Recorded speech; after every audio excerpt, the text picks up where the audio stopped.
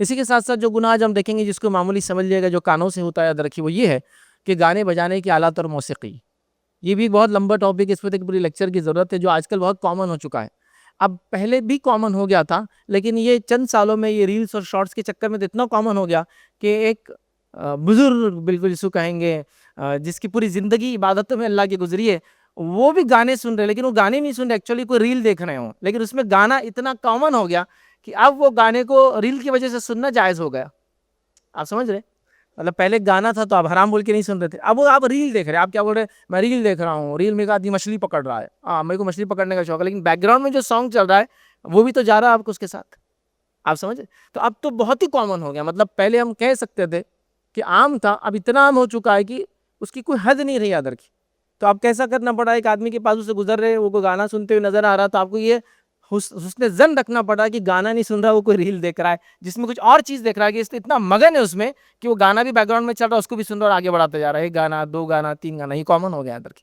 اور اس کے ذریعے اب گانے سننا، ابیوسو لینگویج سننا، گالیاں وغیرہ سننا، کچھ چیزوں تو ایک دم کامن ہو چکی ہے. وہ مشکل ہے شاید اس سے ہم بچ پائے. وہ سماج کا حصہ بن گیا اور وہ اس کو سلینگ، مطلب ایک زبان کی ایک نوعیت ہی مان لیا کہ اتنا تو چلتا ہے، اتنے پرسنٹ تو سننا ہی پڑے گا.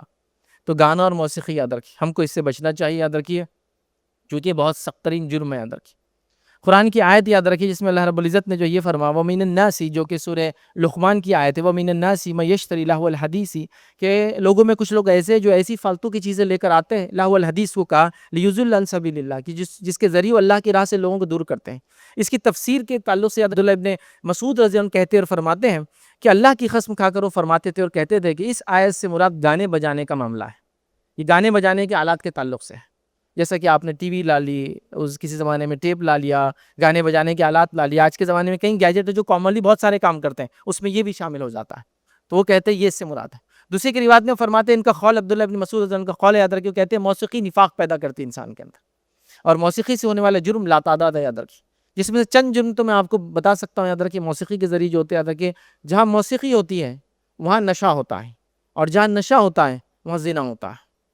یہ ہر اس موسیقی کی مجلس اور محفل ہے جس کے بارے میں آپ کو تھوڑا بہت بھی اسٹڈی کیا ہوگا، جہاں جو لوگ ملتے ہیں، ناچتے ہیں اور گاتے ہیں، تو وہاں ناچ ہوتا ہے، گانا ہوتا ہے، پھر نشہ ہوتا ہے، پھر زنا ہوتا ہے، پھر کبھی کبھار پولیس آ کے پکڑ لیتی ہے. بس یہ ہوتا ہے.